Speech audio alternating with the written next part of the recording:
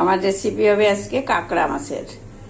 বাজার থেকে কিনে নিয়ে আসলাম এখনই, যার থেকে এনেছি তাকে দিয়ে পাটা সব ভেঙে নিয়ে আসছি। এখন আমি পরিষ্কার করব, তারপরে রান্না করব। হয়ে গেছে আমার মাছ ধোয়া। আমি একটু ভিনিগার আর লবণ দিয়ে ভিজিয়ে রেখেছিলাম, তাহলে আষ্টে গন্ধটা থাকে না ভিনিগার দিয়ে ভিজায় রাখলে। হ্যাঁ, পরিষ্কার করা হয়ে গেছে। এতে আমার লাগবে হচ্ছে এই আলু, টমেটো, পেঁয়াজ, রসুন, আদা, লঙ্কা, জিরা গুঁড়ো, ধনে গুঁড়ো, গরম মশলা। এবার দেবো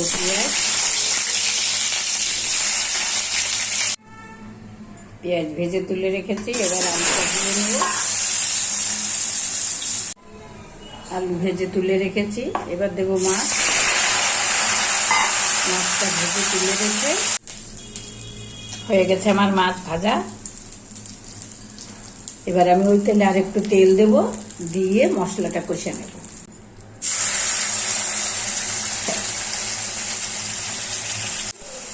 এবার আমি দিয়ে দেব ধনে জিরের গুঁড়োটা।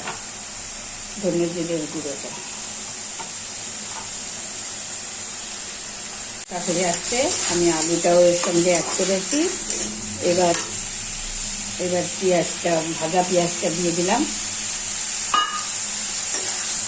মশলাটা একটু জল দিয়ে দিয়ে কষালে মশলাটা ভালো কষা হয়।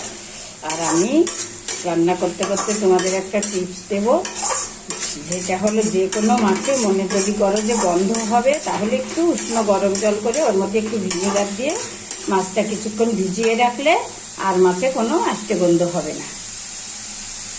এবার দিয়ে দিলাম মাছটা, পুরো কষানো হয়ে গেছে। এবার আমি ঝোল দিয়ে দেব। তোমরা যে যেমন ঝোল খাবে তেমন দেবে। যারা বেশি ঝোল খাবে তারা একটু বেশি দেবে, আর যারা কম শুকনো শুকনো খাবে তারা সেই রকম দেবে। আমার রান্না হয়ে আসছে।